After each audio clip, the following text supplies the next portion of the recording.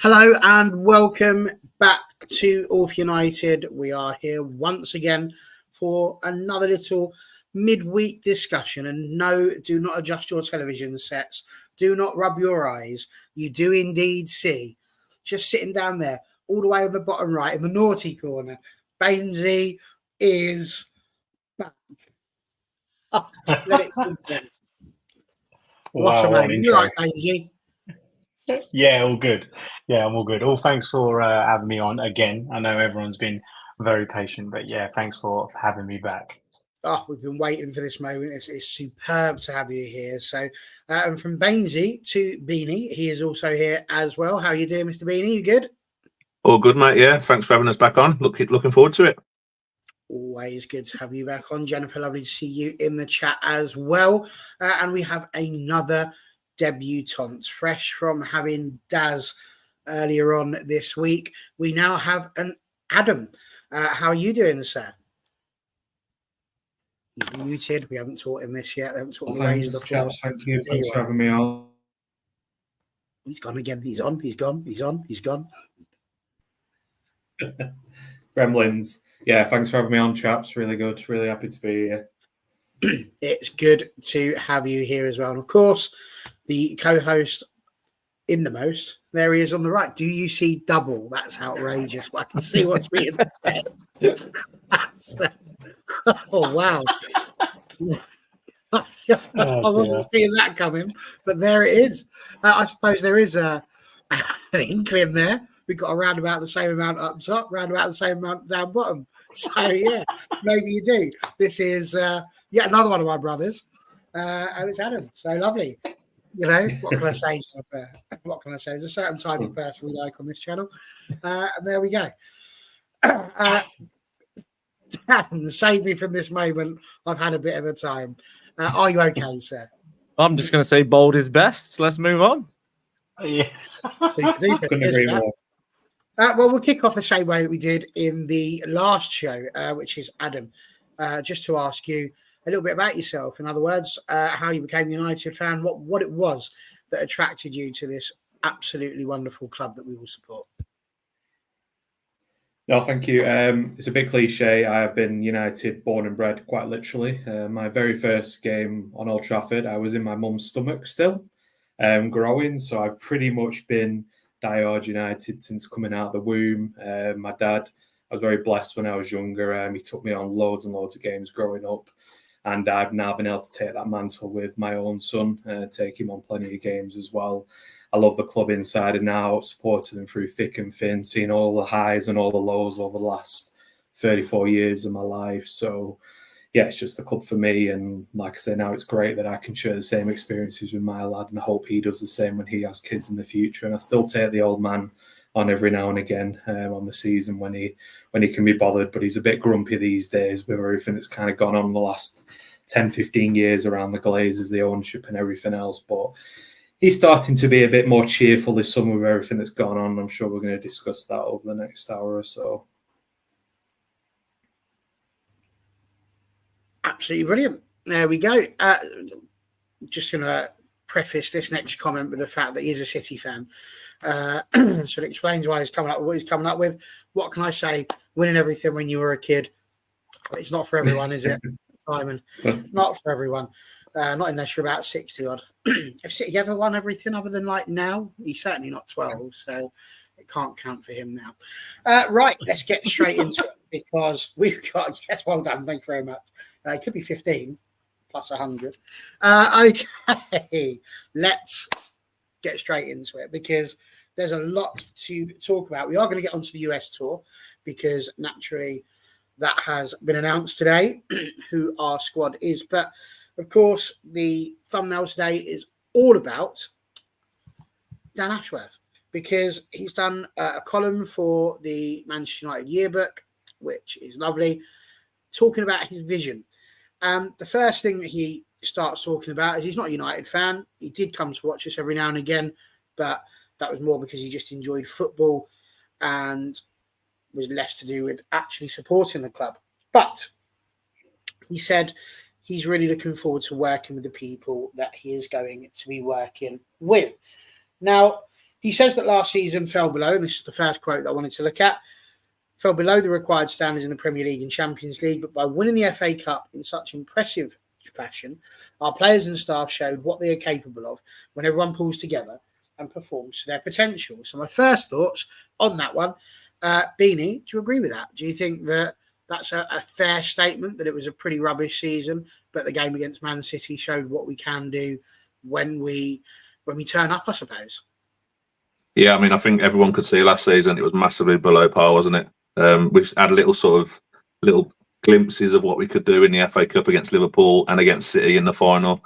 I don't know if that made it more frustrating that you can see what they can do, and we delivered it so few times in the season. But the only way is up, I think. But yeah, it was a very poor season, but you can see what we can do. So let's hope we see that a bit more this coming season. No, absolutely. And Bainesy, he carried on to say that the collective challenge is to reach those levels much more consistently. So it's his job, along with Jason Wilcox, to create the right support structures and environment around Eric Ten Hag, the staff and the players to make that possible. And he says already, I can feel a strong sense of energy and determination around the group, including some new additions. I just wonder, do you feel that? Because I think a few of us are starting to feel it. Are you feeling a bit of a new energy, a bit of new excitement, or is this just normal for pre-season? So I did listen, but I've just read the comment where we wore the same glasses, and I've had to quit. Yeah, we do. We have the same glasses. Yeah, look, I'm the thing is with this, right? It could only get better because I think genuinely, United were in such a bad state in terms of the previous regime. It could really only get better. Dan Ashworth, everything that he's touched has turned into a great footballing project. I mean, you look at Brighton, obviously England. I know he was at Newcastle for 18 months, but they had that terrific season where they finished fourth just behind us a couple of seasons ago. Now, I'm not directly saying that was Ashworth, but you've got to sort of take a little bit and say that he was at those clubs when they were doing really well and overachieving for themselves. So, yeah, it's a breath of fresh air. The whole place needed it. I think from the outside looking in, as us fans do, there needed to be a huge culture change. And as Sir Jim Ratcliffe said, we've had really good players, we've had really good managers, but we've never seemed to tick. And getting in the right people, the best in class, who is Dan Ashworth and many others as well, it's the right step in the right direction finally. But yeah, it is a breath of fresh air. And if you are an athlete or even just staff, and you can feel the buzz around the air and around the place, and Carrington's got a facelift and everything, it does fill you with a bit of confidence and a bit of hope, whether you're the cleaner or the chef or even a player. If you change the environment around you to have this togetherness, you seem to go above and beyond for the club, and that only benefits them. It benefits us as fans, and it obviously benefits all the players and the coaching staff. So yeah, I agree. It does. It does have that element of change and a bit of hope that really United needed.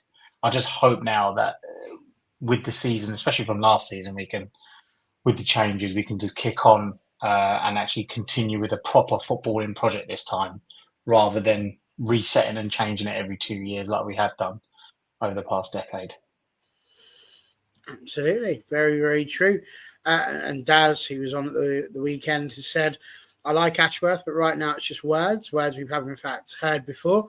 We can't invest in words. We need to see improvements, which is pretty true, I think. Adam, where do you stand on that particular point from Dan Ashworth? Do you think that there is an energy around the place? Do you think it's a good energy, or is this just normal United fans getting a bit excited before the season begins, only to be let down? What do you think it might be? Yeah, there's definitely a more positive energy around the place. You can see that, but the pessimist in me remembers feeling a bit like this in pre-season last season. You know, we signed Mount, we signed Onana early on, and we started getting really good results in pre-season. And I just remember that first game, Wolves, how deflated I felt with just how poor the team were. But there is significant changes has gone on this summer. I don't think anyone can deny that, from the training ground, the investment going on there, even the little changes they're making to Old Trafford. I don't know if you've seen the new tunnel, just as an example. That looks really, really good. And they've done smart business quite early on with, it looks like, more to come. And just looking at the social medias, I know it's hard to kind of tell, but even things like Sancho coming back and having a bit of a smile on his face, I don't think any of us on here would have sat on this panel and said Jadon Sancho would be on the pre-season tour with United. So there is a more positive energy there, but I agree with the comment that just came in. We have to now see it actually out there on the pitch. It's all right just saying all these words, but it's got to then be done. And I think we've all, as United fans, over the last 10 or 15 years, been bitten by that, by words, and then it not actually coming to fruition. So it's going to be an interesting season. I think it is. Sorry, just starting a couple of comments to bring up in a moment, and you're quite right. Dan, your thoughts? Same question. I mean, I'm happy with the interview and everything, and I think we have seen improvements off the pitch, the way the signings have gone, etc. There seem to be a plan, really. So if a player's not available or he's too high priced, we go for somebody else, which is what we need to start doing in the market. But from my point of view, that's the last time I want to hear from Ashford all season.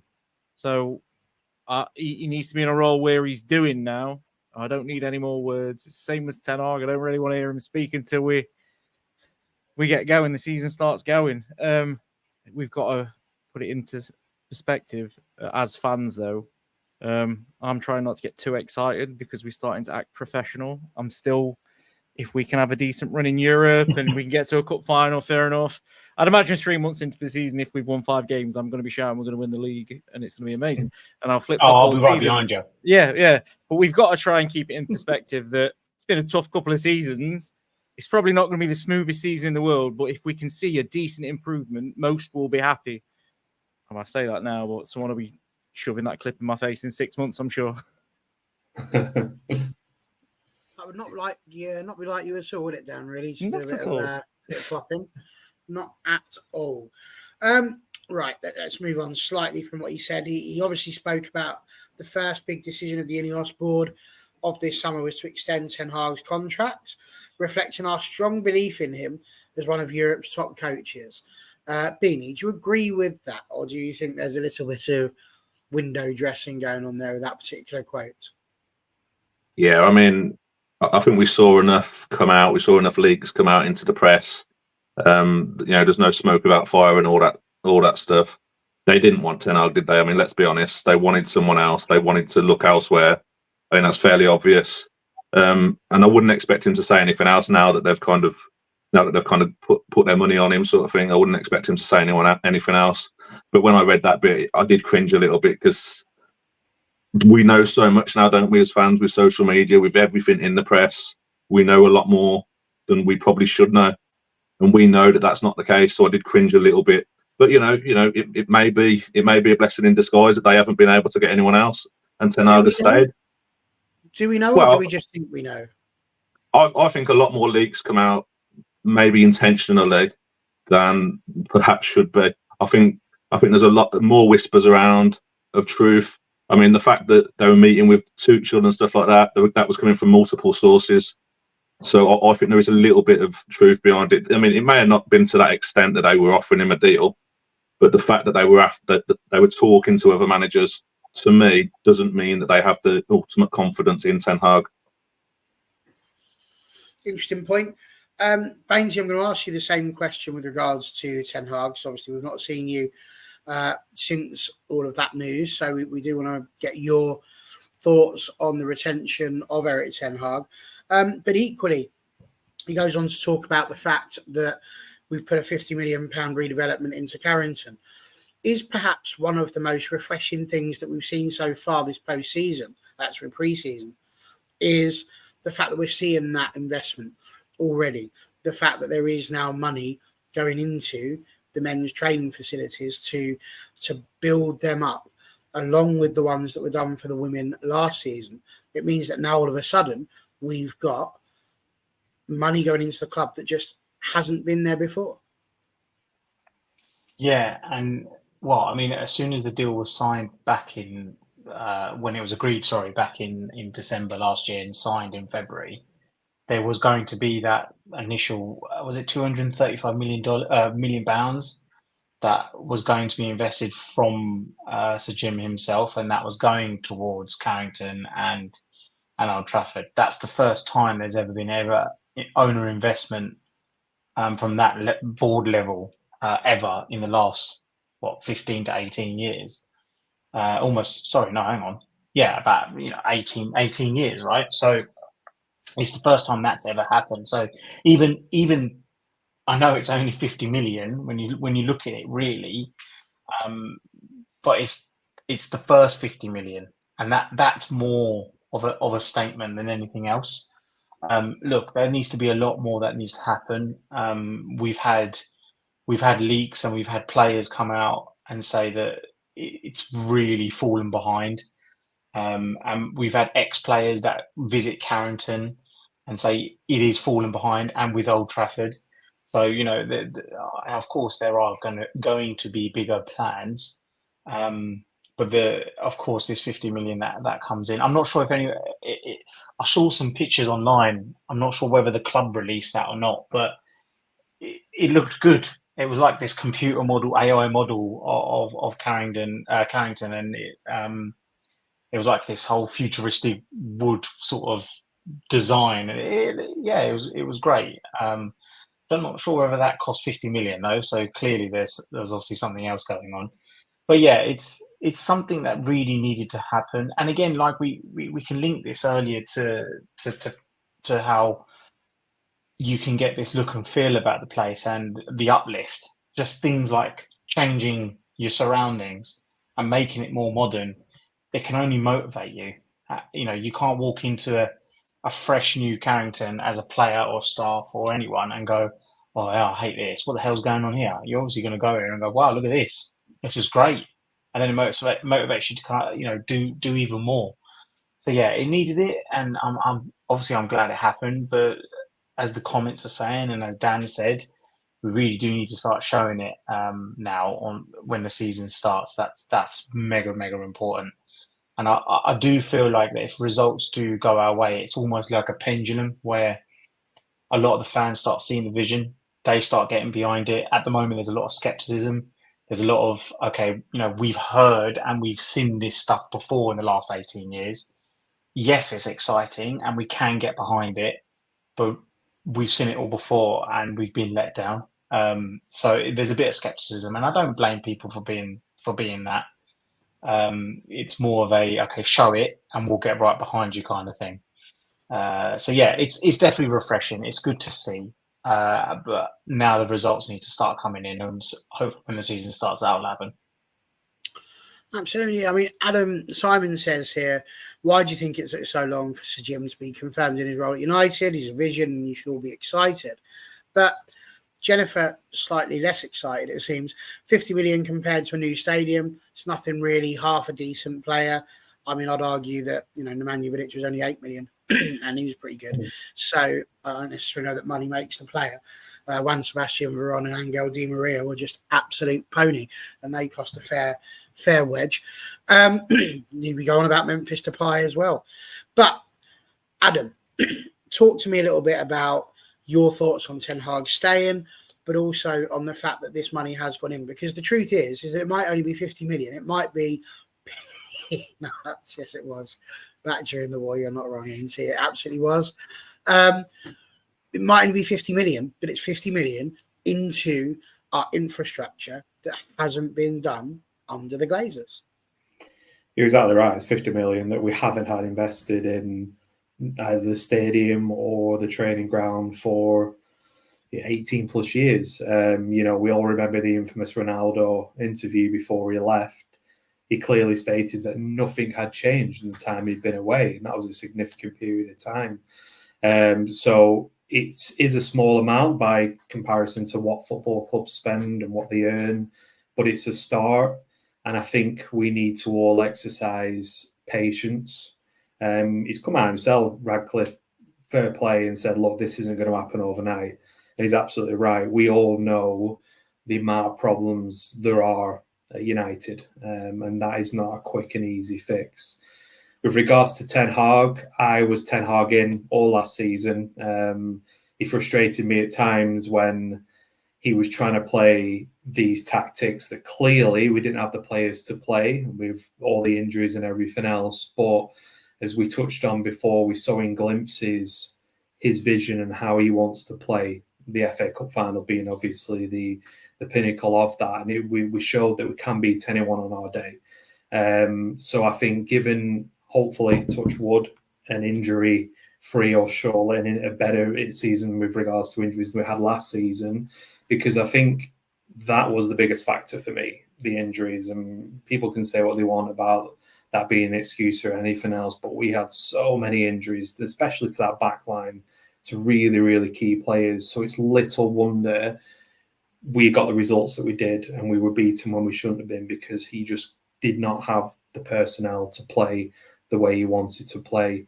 So hopefully with that, with the new sort of exciting signings coming in, everyone's talking about it's like a new class of 92 with all these really good up-and-coming youngsters coming through. We should start to see on the pitch what Ten Hag's wanted to do since day dot, since he joined United. And he definitely deserved that new contract for me, and we at least need to give him the next 12 months to kind of show everyone what he's about and what he can really do with this team. No, I think that sounds absolutely spot on. Dan, another thing that he comes out with, which is quite interesting, is talking about some of the key objectives of his job.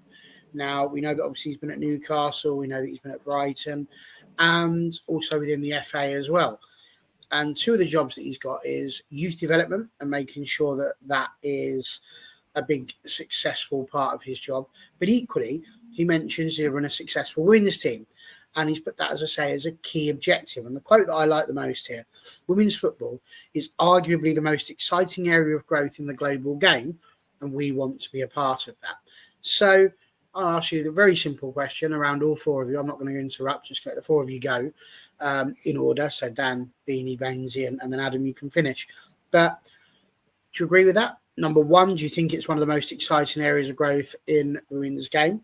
And secondly, how refreshing is it also to hear one of our leaders saying we want all of our teams to be successful? It's not just about the first team. I think it's overdue, to be honest, because they've come in and I don't think they've made the women's team feel overly welcome from the stuff that I read.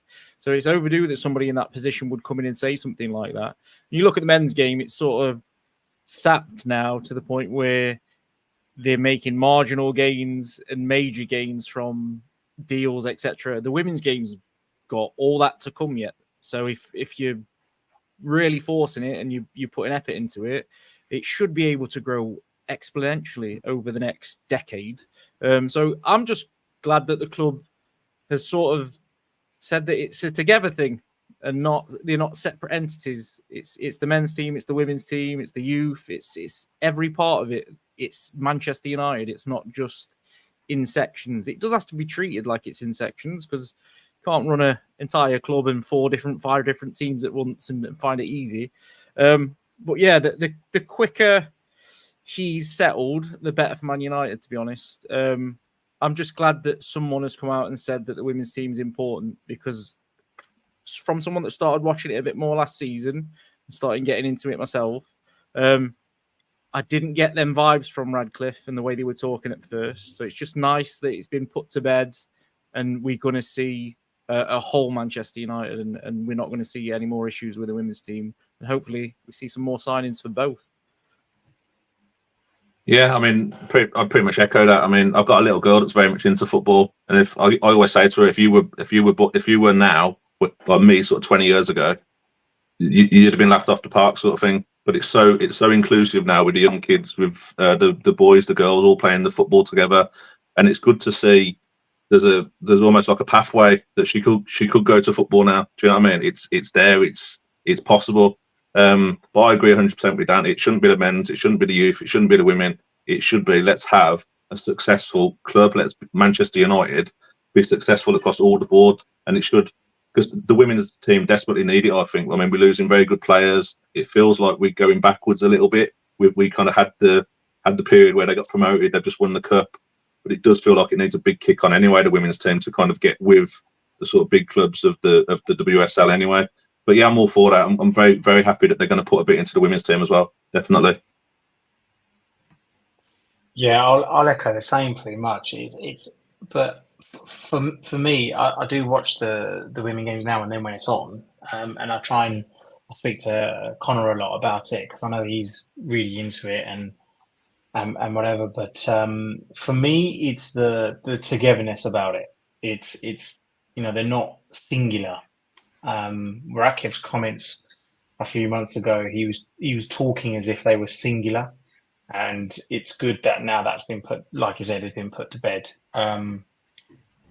For me, there's always that one quote that stands out, which is "United before anything else, and us against the world." And I feel like that if all the teams, youth team, women's team, the men's team, have that mentality, it will run through the club. But you can only get that if you're together doing it. There's been loads of stories about how the women's team has sort of been brushed to the side and the men's team take priority. In some cases, okay, yeah, the men's team would get priority in some aspects, but if you want to be the leading club in this, you need to put them both on the same pedestal, and you need to treat them both equally in terms of training and the facilities and what they gain access to. And it is growing. The women's game is growing massively to a point where my wife, who doesn't even like football, is now asking about the women's, how the women getting on, United girls getting on. So yeah, it's definitely good, but I love the togetherness of it. When he made that statement, I was like, okay, yeah, they're concentrating on everyone here. This isn't just the men's team, and that can, again, like I said, it's the togetherness, and it will flow through the whole club, and it will only benefit everyone that follows the three teams.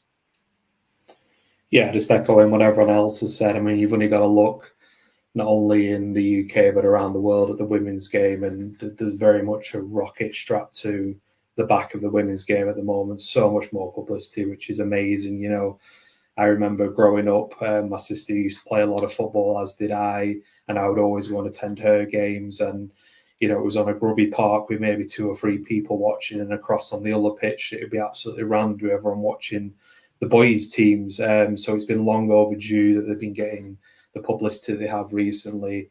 Just echoing what Beanie said there, I just don't want them to get left behind. We've seen like Mary Earps and people like that leaving, some big names for the club who have been here forever. And I think what a lot of people forget is United's women's team's only, correct me if I'm wrong, it's only just over 5 or 6 years old.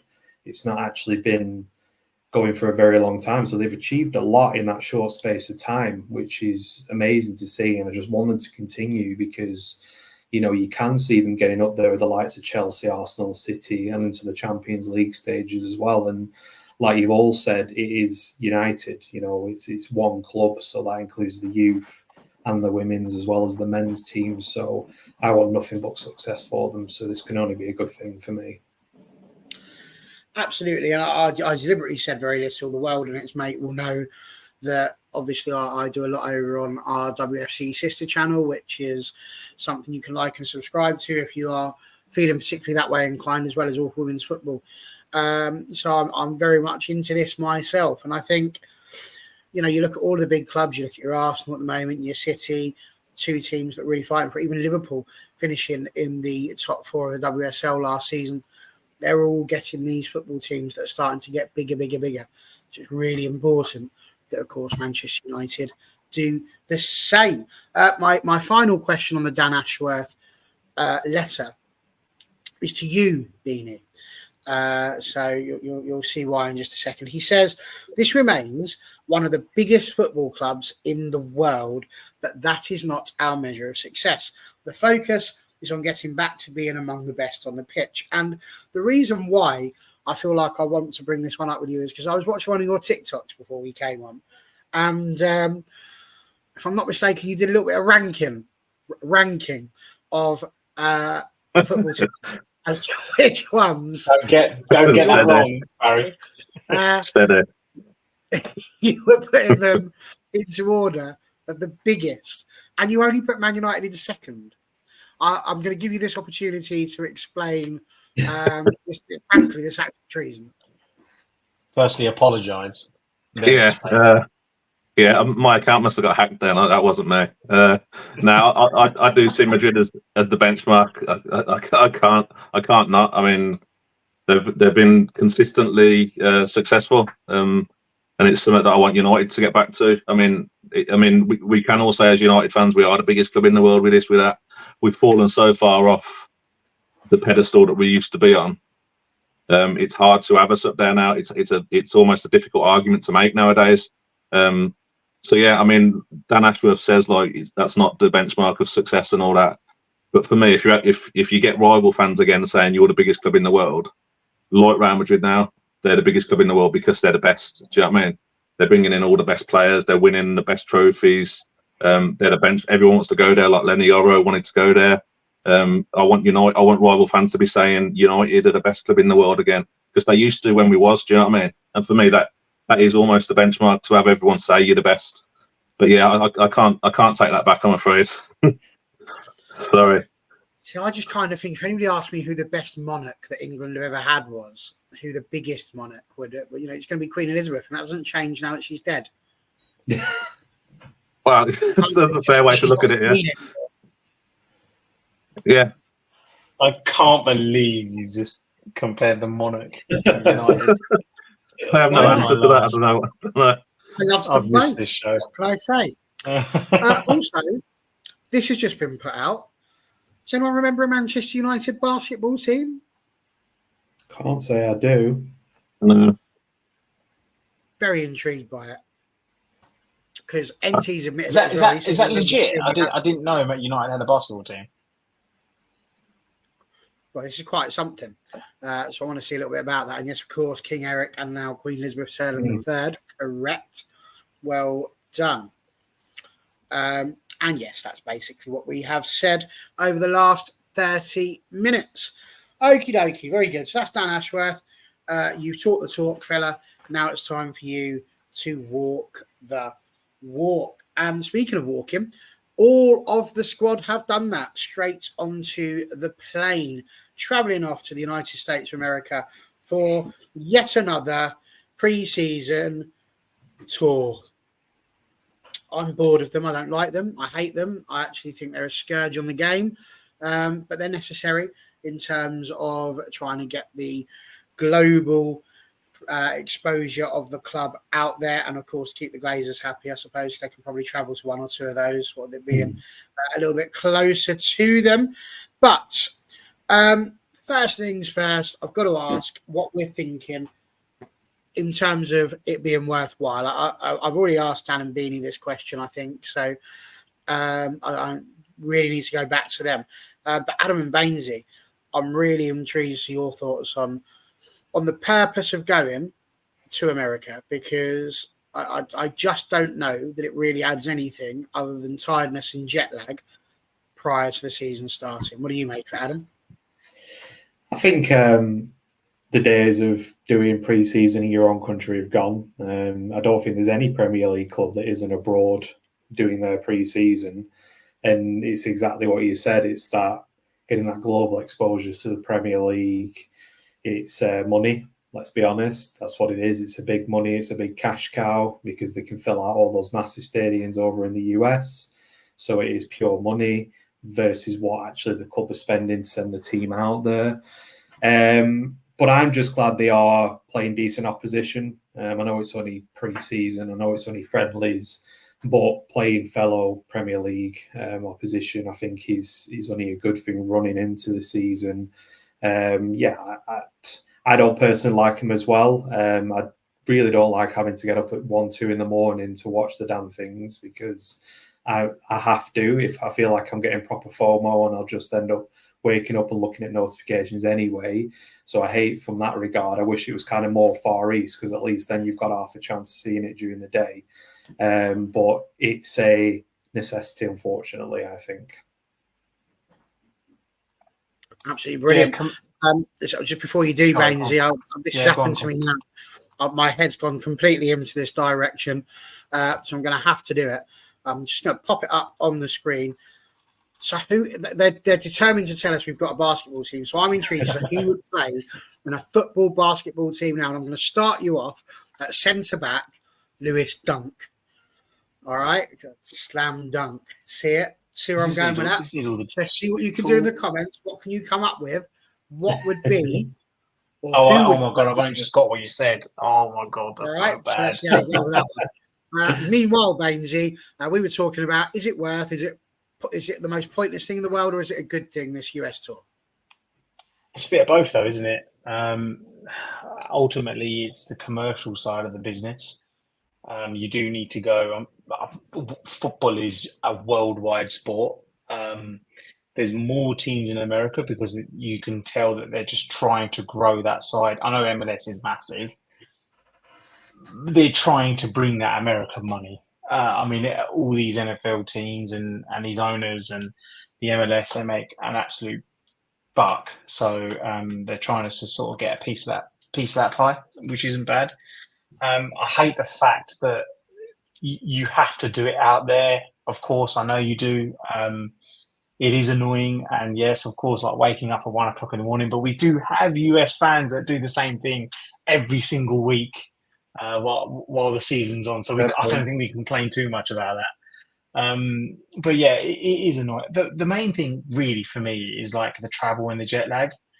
So you're going out there, and pre-season isn't a walk in the park. It's a lot of running. It's a lot, double sessions, double games.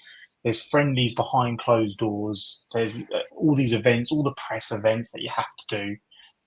And pre-season really should be getting fit and mentally and physically ready for the start of the season. Now, how many times, and I suppose in the Fergie years, we did this as well, where we would come back from pre-season and we would just look so leggy.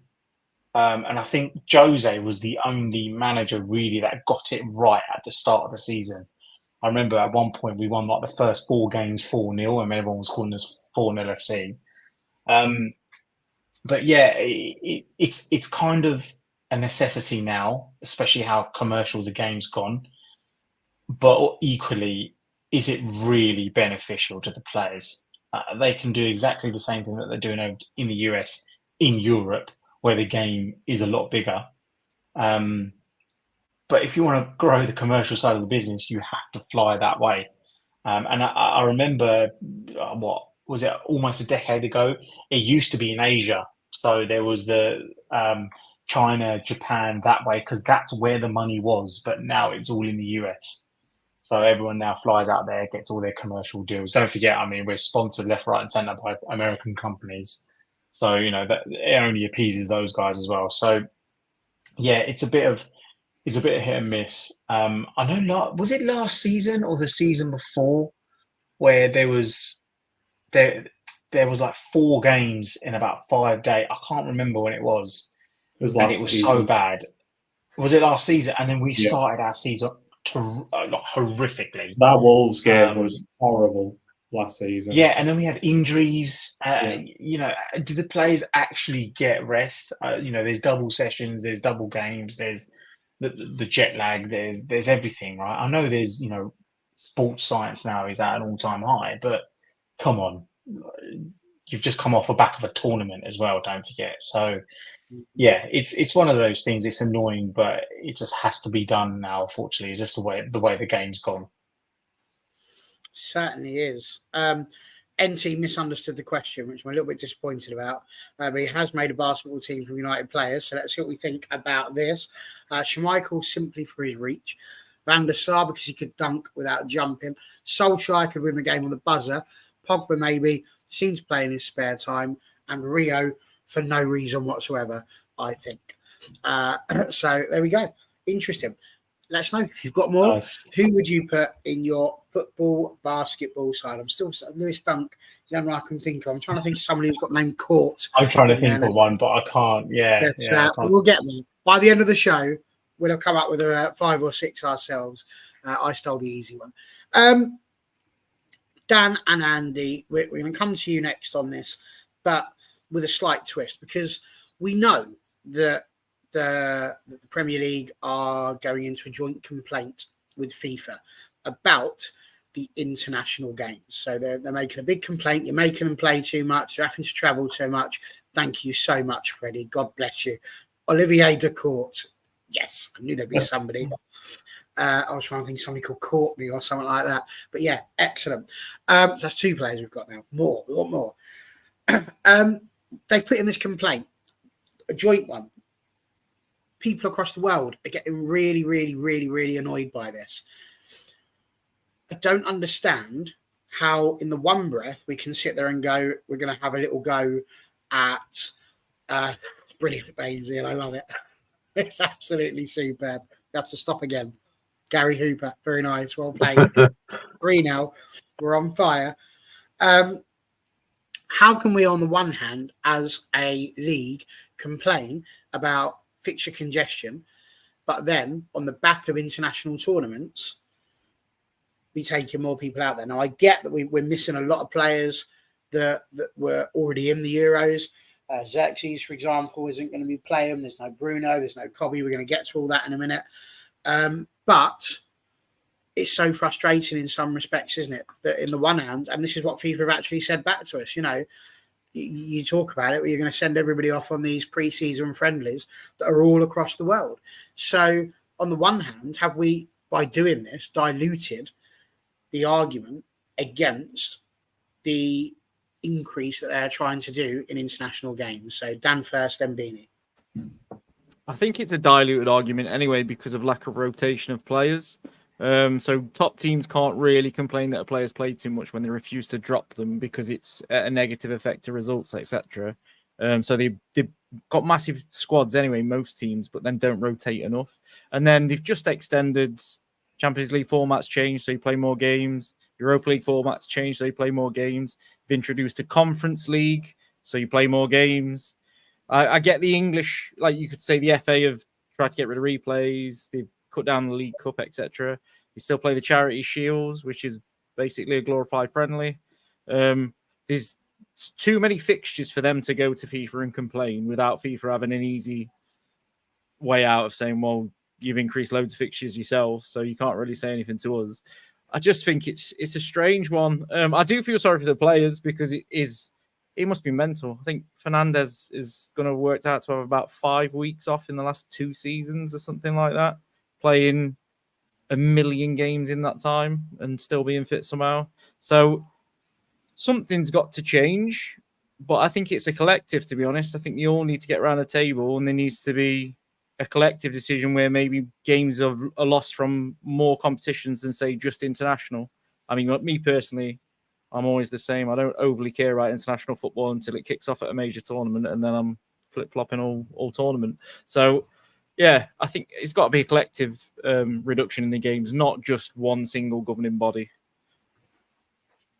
Yeah, I mean, I think I think it's just got to a sad point now that the players are the afterthought.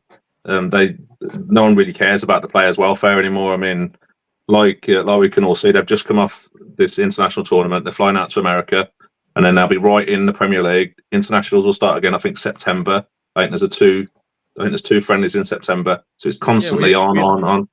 Sorry. We only play 3 games, 3 Premier League games, and then there's a break for the National League. Nations League, yeah, Nations League B. I mean, what really? pony tournament that is? It's like, what's the point? Oh. And we're playing Ireland and Finland.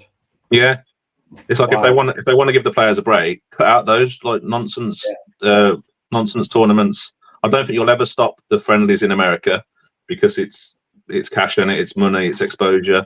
But there are loads of other ways that they can. I mean, the League Cup, could that just be a lower League Cup sort of thing? Could they sort of revamp that a little bit? But like Dan says, they've just revamped the Champions League. The Europa League is endless. Conference League is endless. Yeah, I just think it boils down to the players being a massive afterthought now, and they just want them to do everything. And I mean, there's no surprise that players get injured a lot more often now as well, and they struggle to come back because they're constantly on it. Yeah, I can't see it getting any better before it gets anytime soon.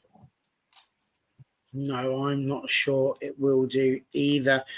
Freddie saying Cobby has a name synonymous with basketball. Of course, Kobe Bryant, of course, he does. I thought who the manager could be. It could, of course, be Louis van Harlem after the Globetrotters. That could work quite nicely. Terrible. Oh, God. I was quite proud of that one. Behave yourselves. Get back in your boxes. I'll pick you off. Yes, indeed. There is lots going on over in the international domain. Right, let's just have a quick look at the squad. We'll kick off with the goalkeepers. We are taking on Nana, which, of course, is great news, Bainesy. Tom Heaton, Radek Vitek, who, of course, performed in the first game against Rosenborg, and me. But again, no India. Now, there's going to be a lot of people missing from this because they played in the Euros. When you look at the defenders, Turkey, obviously, yeah. Shaw, no Dallo, no Martinez, because, of course, Argentina were in the Copa America as well. When you look at the midfield, we've got no Bruno, no Kobe Bryant. We've also got no Xerxes either. It's a real mix when it comes to the team. We know that Malacia is going to be staying off the tour this season so that he can continue his rehabilitation, which makes sense because the last thing we'd want is for him I'm to just be glad injured. he's still alive, to be honest. I'd Do you know what I honestly mean? thought I was just about to say he that. died and they buried him behind He's breathing. The second person to say that last week, the weekend, Daz mentioned it. And that sent me a little bit because it wasn't something I was expecting anyone to say. But there we are. So defenders mentioned, we've got Harry Amas, Reece Bennett, Johnny Evans, Will Fish, Victor Lindelof, Harry Maguire, Sam Murray, Aaron Wan-Bissaka, and of course, our new king of the back, Mr. Lenny Euro. In midfield, Casemiro, Toby Collier, Christian Eriksen, Hannibal, Jack Fletcher, Sam Mather, Scott McTominay, Mason Mount, Maxi Oyedele, who set a superb ball through for the second goal at Rangers. James Scanlon, and then up front we have Ahmad, who's been absolutely superb, Anthony, Rasmus Højlund, Marcus Rashford, Jadon Sancho, and Ethan Wheatley. So it's a big mix, some good players. By good players, I mean players that we know, some players that maybe don't know because they're from the youth side. What I find interesting is there's no India who played very, very little Bainesy Euros. Yet we've got Christian Eriksen, we've got Scott McTominay. What's going on with that? Why do you think some of these players like India have been given extended time? Is this just another signal that India is really not going to be that much of a player for Manchester United this season?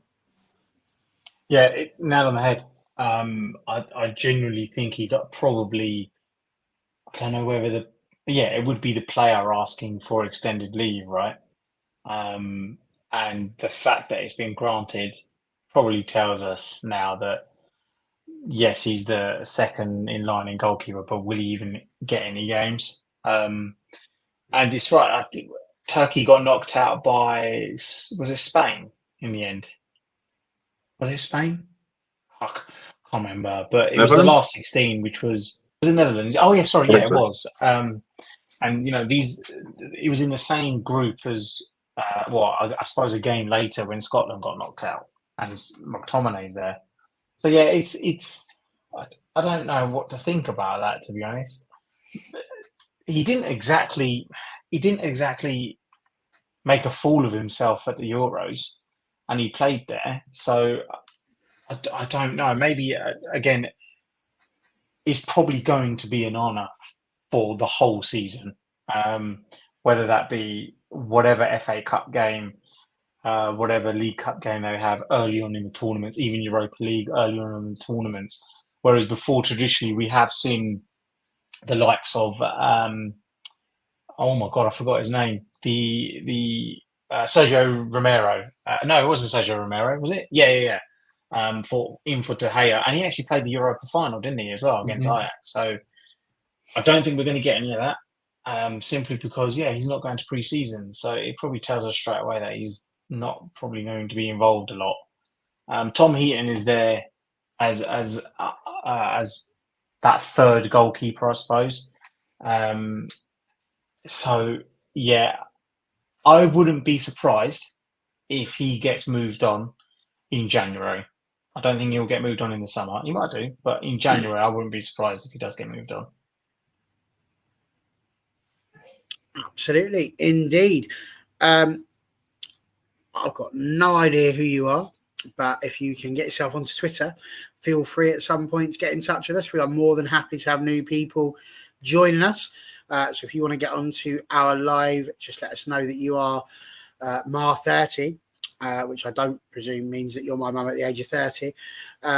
So if we can just find out who you really are, that would be really helpful. And just let us know. Absolutely, we'll have you on. No problems whatsoever. And I agree with this, Dan. Thank you for bringing it up. Romero is arguably our best number 2 goalkeeper. Good enough to start for most clubs. But the one that I want to bring up for you, Adam, is this one from Simon that he mentioned earlier on. You want to start seeing more youth coming through. If it ain't broke, don't fix it. But it is broke, so make the correct decisions and have faith. Is perhaps the biggest positive we can say about this tour that there's going to be so many youngsters playing that if we do feel like we need to bring in a youngster, for example, if we don't manage to get a left-sided defender, even though we are looking like we're trying to find one, but we see that Harry Amas plays and he does incredibly well in these 3 games, that actually we're in a situation where this could help us to identify the next players and the next generation that are going to be potentially coming through this season. Definitely, you really got to look at the last 2 seasons. We had Mainu last season, who arguably, if he hadn't got injured on tour, speaking of the tour, he would have started that first game against Wolves, because that's what Ten Hag was doing. And there is an argument also to be had, we probably would have signed Amrabat had Mainu not got injured. So there's your faith in your youth. And obviously the season before was Garnacho's breakout season, where he had a brilliant season for such a young lad coming through. So it is a really good opportunity for the coaching staff to identify that next superstar that's coming through. And we have got quite a few coming through from the under-16s upwards. If you kind of read the news coming out of Old Trafford, there's a lot of really good up-and-coming youngsters coming through, and they need things like the tour, where there are a few less senior players there for one reason or another, to showcase not only to the coaching staff but to the fans what they can do, because it is their pedestal to hopefully get that nod to starting on the benches and eventually get those minutes. And United have got a rich history of trusting youth and bringing youth through that academy, and I'm sure we'll see 1 or 2 this season start to break through, be it Amas or the young midfielder. I can't remember his name off the top of my head. He played first half Rangers. Yep, that's it.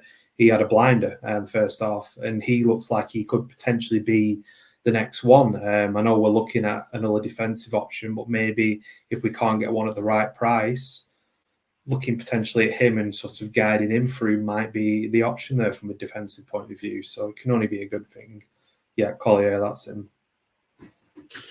It's very interesting to see if Collier does get any minutes, that's for sure. Beanie, having mentioned the squad, like, what do you make of it? Do you think it's going to be a good squad? I've got to be honest, my first thought when I read that was, is this going to be something that's going to make me want to get up at 3:00 in the morning to watch United against Real Betis? Or is this something that I could potentially get away with not watching? Because it doesn't have a huge amount of prestige around it. What sort of feelings would you get from it? Of course, we probably will end up getting up to watch it because it is Manchester United. But is this, again, is it a positive thing for us to be putting this team out there with these youngsters? Or do you think that actually, because we've had these international tournaments, that we're now in a situation where when we play these teams, really pre-season, it's just a waste of time unless you're doing the training? Because what on earth is Erik Ten Hag going to be teaching the squad if the squad doesn't arrive until basically the Community Shield? Yeah, I mean, the touring squad doesn't have the sort of star players, shall we say, in it. For me, for the last few years, I've always seen pre-season as a chance to see the youngsters, see how the youngsters integrate with the sort of first-team players, with Ten Hag. But I think it is a massive issue. I mean, I'm not sure when they're due back, Mainu, Fernandes and the like. I'd assume it would be in a week or so, would it maybe? It's in August. That's the point. So, Yeah. they've got that in a week or so. So that's the point. They will miss like the bulk I mean, of what's going on. Really. They'll miss the whole US tour, yeah. So they'll have, what, maybe a week before the Community Shield? I mean, it doesn't give him much time. It doesn't give them much time to get up to scratch. But again, that goes back to the massive pile-up of fixtures, and they have to have a holiday, don't they? They have to have a break when they can have it. I mean, I think if we start the season poorly, we could probably be able to look back at this period to say, well, maybe they haven't, then maybe they're not ready to start the season. Do you know what I mean? Because the Community Shield will probably be the first time you'll see them back in the United shirt. But you'd flip that around and maybe say City may be in a similar situation as well. I'd assume that they're going out on a pre-season tour. They're doing all that as well. So I think it's just a modern way football works now. I'd be a little bit peeved if I was an American fan, to be honest, that the big boys aren't going out on the tour, that they aren't seeing the big lads, and they're kind of getting the youngsters as much as we like to see the youngsters out there. I'd want to see a Fernandes. I'd want to see a Garnacho. I'd want to see a Mainu, Martinez. Do you know what I mean? But it is what it is. The main thing of this tour is we beat Liverpool. That's it. No, absolutely, for sure. And again, we've got another one here from Daz. So pre-season just brand awareness allows the managers to maybe have a competitive training session. I just have to go. The moment has arrived. Just pre-season is surely about getting your tactics right, getting the way you want to play correct, implementing that amongst your squad, making sure they're fit and ready to go. So, Dan, why is it that we're just accepting this? Why is it that we're just allowing this? You know, I remember, again, the bigger teams going to play the smaller teams. You know, you'd have like Stevenage or Oldham or Bury or someone like that bringing in the bigger Premier League teams to come and play pre-season friendlies, because the whole purpose of those pre-season friendlies was about fitness and was about getting to a situation where your team was ready for the season. I don't think for 1 second that we're going to be ready for the season, because we don't have a team that's going to have played together. We won't have a team that's going to be fully fit. Some of them are going to be at varying different levels of fitness, because some of them have been taking time off. If they're being told they've got to do the fitness whilst they're off, then that's not really a week off, is it? They might as well go into the training.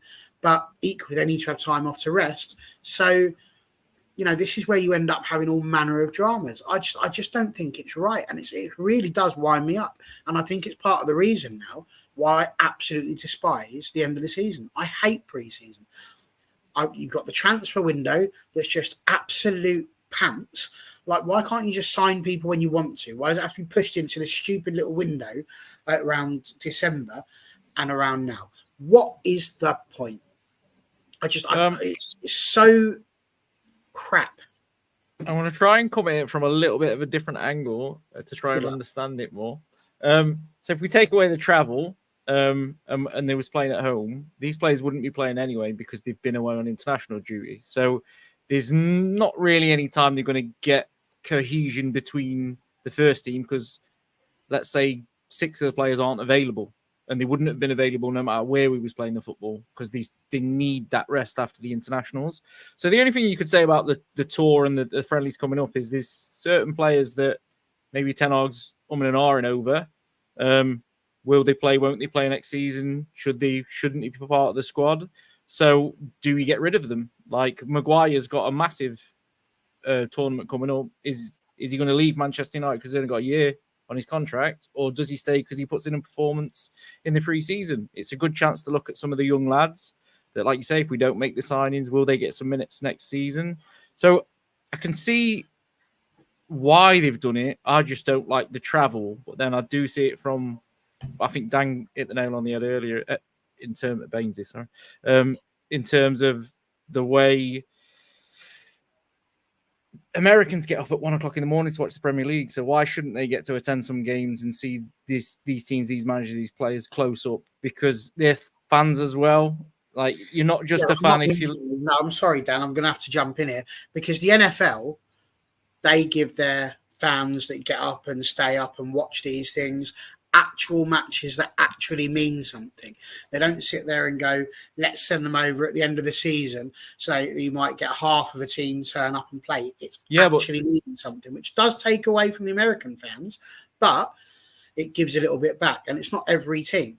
Now, the only reason why they haven't done that yet in the Premier League is because the Premier League won't allow it. Otherwise, it would be happening already. Yeah, that's the potential one. If you really want to, if you want to globalize it across the Premier League and across these teams, the best way to do that is to farm out a fixture. Now, I wouldn't be the world's biggest fan of that either, but it's got to be better than an absolutely pointless one, because they are. No, I agree, but that's all that they can get. All the Premier League will allow is that the people on the other side of the pond are going to get some friendly with a few first teamers that have played for Man United before, and they get to see Eriksen. But again, you say the Premier League is owned effectively by the 20. If the 20 wanted to, they could raise that at a meeting and vote it out the park. They did. Surely. They did. Todd Bowley got behind it, didn't he? And he said, why don't we put United and Liverpool in New York? Yeah, he raised it, and then obviously everyone else was like, yeah, no chance. So I think it's been raised. I might be wrong, but the Premier League get a veto on certain things. Yeah. And I think this is one of the things they get a veto on, because they're saying that it takes away from the competition, and then you can throw in stuff like jet lag, and it could affect the season, which fixtures would go. To me, it's just one of those, whether we play in Manchester down the road or in America, the same players would have been available. So I don't think many teams will have massive cohesion going into the season anyway. The biggest tell of the season will probably be the Charity Shield, to see where we're at in terms of fitness. On the players that are not going to the tour coming back and training at Carrington? Yeah, so they some are, some aren't. Fernandez isn't, Kobe Mainoo isn't, but Højlund. So they're not back until everyone's back from the tour. Yeah, so Fernandez, I think he's been given an extra week. Same with Kobe Mainoo. I didn't know that. I just thought they weren't going to the tour, but then they'll be back next week to be stuff. They will get a week of training. A week of training. When's our last one? Is it the 3rd? I think the 3rd of August is our last game. The 10th is the Community Shield. We've got to travel back. So the whole group, the Community Shield is effectively going to be a friendly, but they're going to have 2 weeks training, less than, before the start of the season against Fulham, because we're playing on the Friday, obviously. So it's a madness. It's just a madness. And the thing is we're allowing it. We're constantly allowing this to happen. Well, this has been caused by the internationals. Taking the game somewhere it doesn't need to be. Yeah, it's been caused by the internationals, though, so that was always going to happen. Now, you imagine if... No, it hasn't. Us going to America and pouncing around trying to get some more money has got nothing to do with internationals.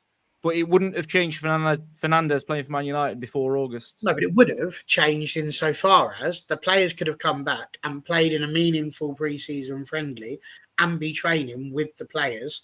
They could have had a staggered return, and you can actually feed your tactics into it.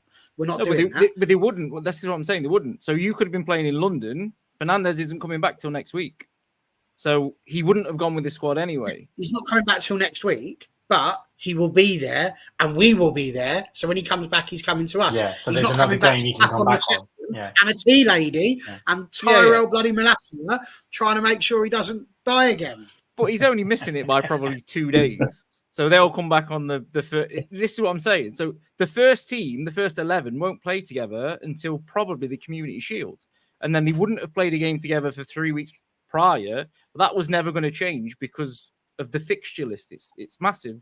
I'd imagine Fernandez is saying he wants to come back.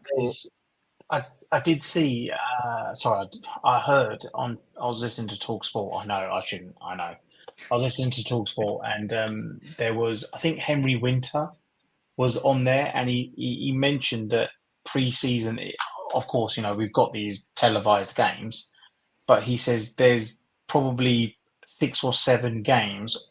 All Premier League teams do it. They're behind closed doors. Mm-hmm. So it could be a possibility that when that team, when all of them come back from US, there's going to be games behind closed doors. And when I mean it's closed doors, there's NDA signed, everything. And Henry Winter mentioned that Watford was playing Wrexham, and Watford made Wrexham players, coaching staff, everyone involved sign NDAs. Say you cannot say what the score was, who played, where we played, what time, nothing. Nothing has to be broadcasted. And essentially, I think more Premier League teams do that.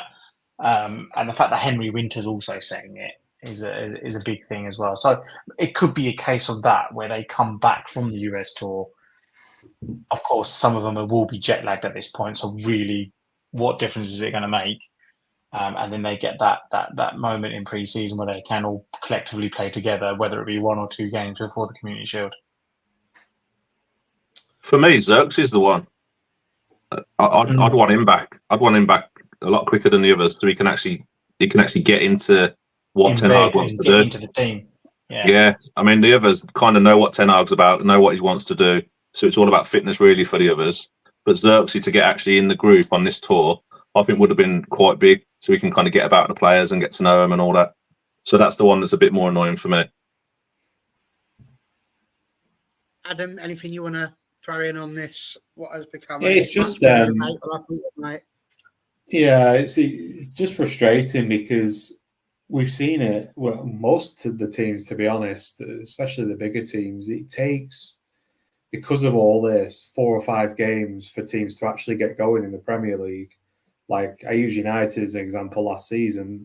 We were terrible all season, but specifically that first kind of 6 to 8 weeks, we were awful because people were just coming back. There was injuries.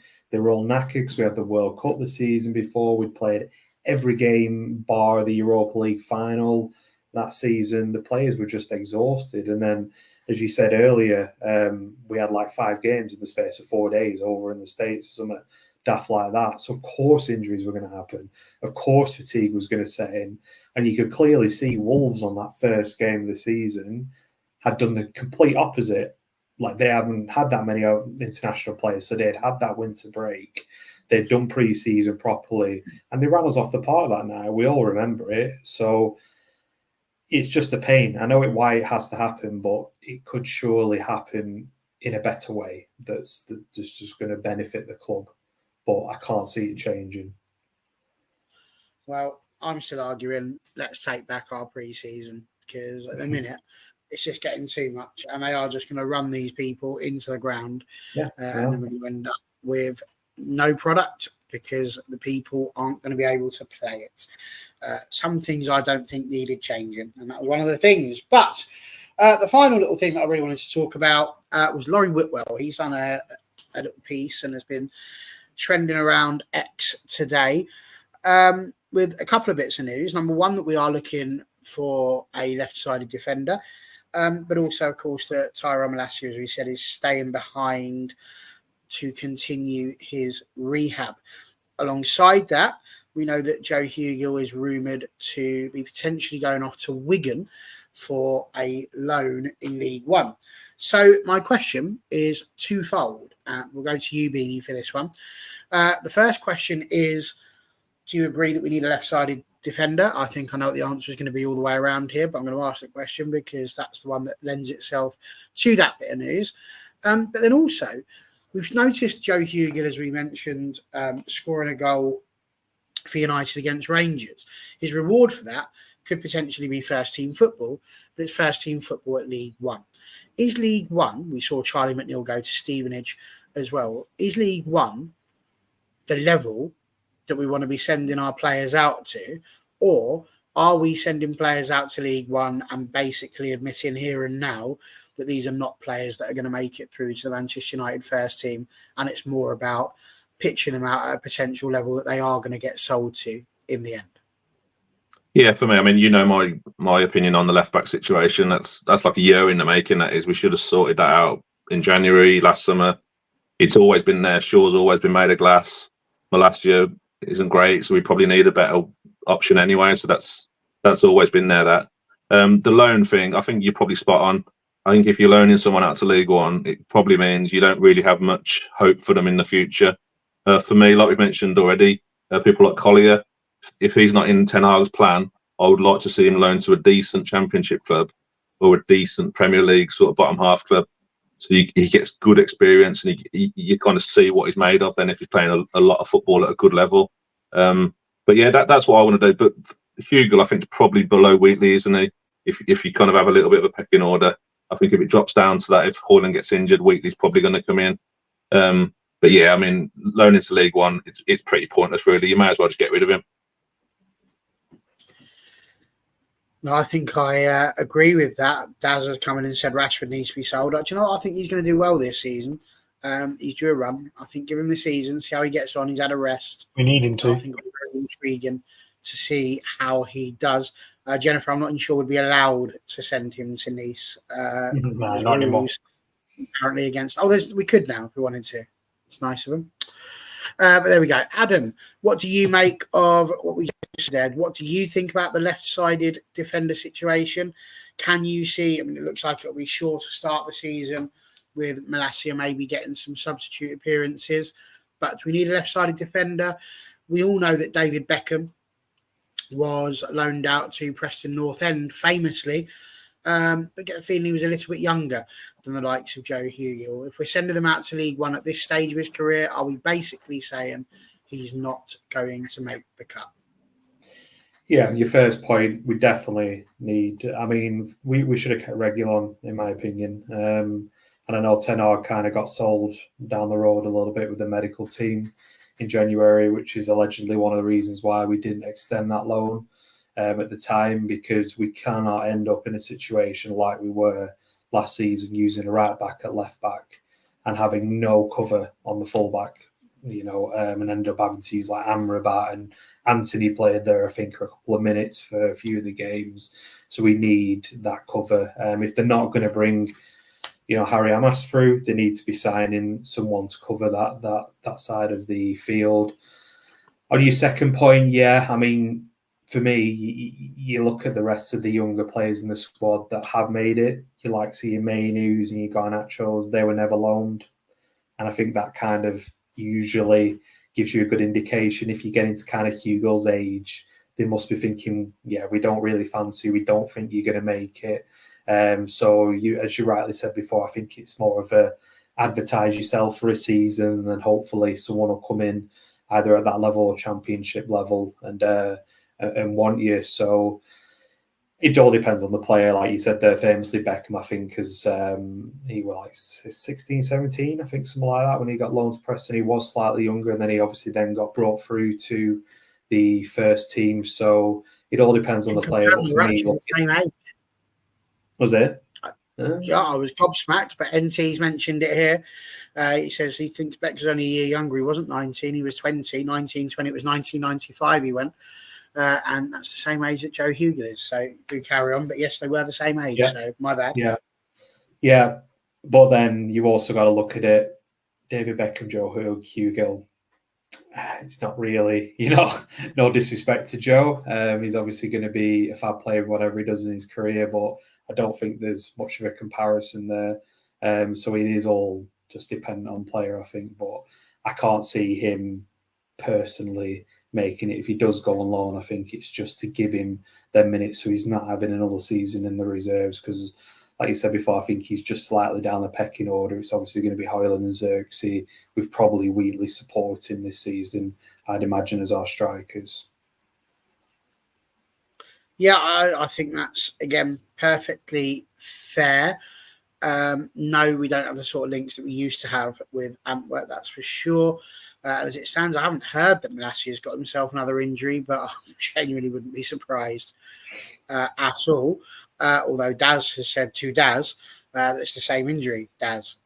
Daz was a washing powder, wasn't it? I seem to remember Shane Ritchie doing some advert about that. Maybe we need to get some of that on. I don't know. Dan, from Daz to Dan, what do you make of it all? Because, I mean, one thing we do know about Beckham is he made very few appearances for Preston North End, but he did get a couple of goals from it. Do you think there's a way for Joe Hugill to go off to Wigan or another League One side and still manage to find a way into the Manchester United first team? Or do you feel like, actually, if he was somebody who we were thinking of playing, he might have already had that opportunity? It's a tough one. I wouldn't say that it's completely impossible that he couldn't make it at United from where he is now, but the odds aren't great if he's being sent to Wigan. But then, in the same respect, if he goes and does a job at Wigan and gets 15 and 30, then I don't know why you wouldn't look at him, possibly. He's still only 20. He's not exactly over the hill. Some players bloom a little bit later. So I wouldn't say it's completely impossible. Honestly, I do think gaining experience on a football pitch is massive as well for some of these lads. So learning how to roll defenders and understand, especially in the lower leagues, it's a little bit rougher. It's not a simple walk in the park. Like, I know, I'm not saying the Premier League's easy, but if you watch the Championship, it's so close in every game. It's mad that any team from 1 to 16 can win it, and it's because it's the quality is really, really close together. You don't tend to, you get the odd one or two, but not a massive gap. I'll be honest, Daz has absolutely blew my mind with that. I know he's controversial. Well, that has absolutely blew my mind because I'm might be wrong. I might, in my own head, Chilwell's missed about 100 games in the last 4 seasons with injuries. His injury record is as bad, if not worse, than Luke Shaw's. So I don't know whether he's planning on, like, we'll have Chilwell that week and then Shaw that week because they're about 50% as reliable as each other, and we're just going to yo-yo. But Chilwell, not for me. I don't necessarily think we need a left back. I just think we need a wing back because Dalot can come on the left if we're desperate. But we just need a player that's maybe can play across the back. Anthony, maybe? Yeah, Anthony. Got it. Didn't say it last week. I'll say it this week. Perfect. Perfect. But no, we need some sort of fullback cover. We was too short last season. I'll be honest, I'll be shocked if we sell Wan-Bissaka without really having a replacement already in mind. So if he goes, we've definitely got somebody. I love this for NZ. If we buy 5 injury I'm just reading that. He's not wrong. He's not wrong. The problem is it would take up 5 of our squad spaces, which would be a bit tricky. And why bother doing that when you can just throw a right back or a right winger up there? And I'd still be sat here in 6 months saying, play Harry Amos, just get him played. Yeah. We could still be saying that in a year's time. Bainesy, again, the same sort of thing. Dan mentions that getting the football under your belt is really important. He's not wrong there. You know, playing football is helpful. But is it more about the wider scale of it, which is that he's not going to be getting the same level of coaching, the same level of facilities as he would have at Manchester United at Wigan. And so therefore the facilities and it's the everything that goes around it nowadays that means that he's less likely to grow into a Premier League player or certainly a top 6 Premier League player. Would you agree that it's something like that, or do you think that Dan's spot on? It's a bit of both, right? Because as much as the player needs to choose, the club also need to do their due diligence in terms of where they should go.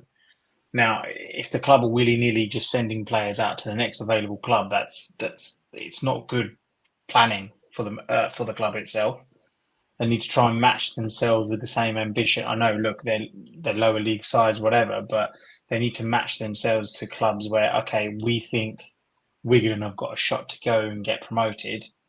That will be an absolutely valuable lesson to the youngsters to try and get them promoted, bit of motivation, but also try and integrate them into the team. But I am going to, full disclaimer here, and Dan was with me this time last year in a show that I was doing with you, Barry, and I actually said that we shouldn't be playing Kobe Mainoo because I don't think he's good enough.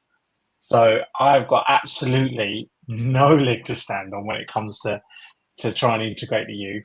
My argument back then was that a lot of the youth players come through United are absolute world beaters. And fuck me, how wrong was I? So, yeah, look, I've got absolutely no leg to stand on after my comments last season about Mainoo. So I'm very sceptical of what I should say now. But in terms of just getting minutes, the club need to plan it. So they planned very well with Ahmad. So if we use him as an example, he went off to Sunderland, he was at Rangers, he got vital to come back, and like he looks like a player where we think, oh my God, he is ready. Yeah. He is ready for us right now. So it could be a spin on that. And we signed him when he was 17, and that was a few seasons ago. And now he's 21, is he? I can't remember now, but and he's ready. he's ready for that team. And even last year, we were shouting and screaming, saying, get Amrabat on instead of Anthony and whatever. So, yeah, it could be a possibility that it could be just late bloomers. But in every aspect, also, not every single youngster that comes out of Carrington is going to be that player that takes us to the next level, like Kobe Mainu, maybe like a Rashford or Ahmad. I know Rashford's hit and miss. I still like him. Jury's out on that one. But, yeah, we have to be careful. And I hope now with this new structure, with Ashworth, with Wilcox, they can pick and choose and cherry pick clubs that they think it's best suited for that player, and vice versa. So yeah, look, I can't say much with my comments of Kobe Mainu. I'm not going to say anything else now. He completely proved me wrong, thankfully. So yeah, I can't say too much else. I muted myself, which was not the most sensible thing I've ever done. Well, there we go. I think that will do it pretty much almost for one day. But I am very pleased that this young man has just popped into the chat, because today has been a very special day for All For United. You would have noticed, if you've been on our Twitter at all, that it's been a bit of a rebuild, as we've said before. All For United did have a very, very, very large Twitter platform, which unfortunately went as part of the sale agreement. So as a result, we had to rebuild from Twitter. That's exactly what we have done. We've hit our first 1,000 followers, thanks to the joys of Mr. Matt M taking the reins. So thank you very much for everyone who has followed us on Twitter. If you are not yet following us on Twitter, what are you doing? Get over there and click on that follow button. That would be absolutely superb, because Matt will keep you just chock full of all the information that's going on from around Manchester United. So certainly do get over to there. Perhaps you don't want to see us over there. Perhaps you've just come over from TikTok, where you saw my ugly mug telling you all to come over from TikTok and watch us. And if that was where you come from, thank you. We've got a few more followers, but we'd like a few more. We want to get to 800 so that we can start gate crashing some of Connor's lives and tell him to go to bed. Because he's just spending too long on the internet, folks, let's be honest. So as a result, we need to save Connor, and we can only do that if you get us to 800. So we need another 140-ish followers in order to get ourselves over there. So please do make yourself over to Twitter as well. It's always All For United. So please do that. And of course, you might fancy seeing us on Instagram, but that's very much a work in progress at the moment. Maybe come back in a couple of weeks for that one. That's us. But where can we find other people? Beanie, if people wanted to know more about you, well, not you personally, obviously, because that might be a bit weird, but with Man United, where could they find it? MUFC Beanie 7. Oh no, he didn't. The hand, and he didn't. I know he didn't. But now he's playing games. I love it. Well played. Thanks, Daz. Thanks, NT Bainesy. I would ask where people would go to see more out of you, but I'm intrigued to know the answer to this as well, so we can get you back on. So, where can people find you if they wanted to, or do you not want to be found? Well, my mobile number is no. On Twitter is iBainesy. So just same as what I've got there, but an I at the front, and bang, done. That's where you get me. There you go. NT being very nice there. Yes, it was a great stream in terms of seeing new faces too. Not that I'm tired of seeing Barry and Dan. That's outrageous that he could even have mentioned that. And of course, Adam, whereabouts could people hear more of your superb views if they wanted to? Mostly on TikTok, but I'm on X as well, just as it says there on the handle, Hadfield Reacts. So yeah, I'd love to get a few follows, see a few new faces, try and do sort of daily videos and lives when I can. So it'd be great. And thanks for having me on, fellas. Absolutely brilliant. There you go. And it's been an excellent debut. So thank you very much for joining us as well. And of course, if you do fancy anything that Daz has got to say, he's the same thing. Daz Stay Controversial. He's over on Twitter. So do feel free to join him too. Apart from that, it's been superb. Dan, does anyone want to find you? No, not normally. I will say a good well done to Dan as well. He was the one who made the graphic. Maybe one day we'll release the first graphic that came out with that, so that we can kind of see what he managed to that'd do. be brilliant. That It was a massive change. Just a tad of a change, isn't it? But honestly, really good. So thank you very much, Sam. Thank you very much for everyone on the team. It's always been a delight. We should be back probably on Sunday, is what we're thinking. So hopefully we'll be seeing you on Sunday. I believe Stu Wooley is going to be back. So we are definitely looking forward to having him alongside us. Other than that, we'll see you then. Have a safe week, and we will see you Sunday.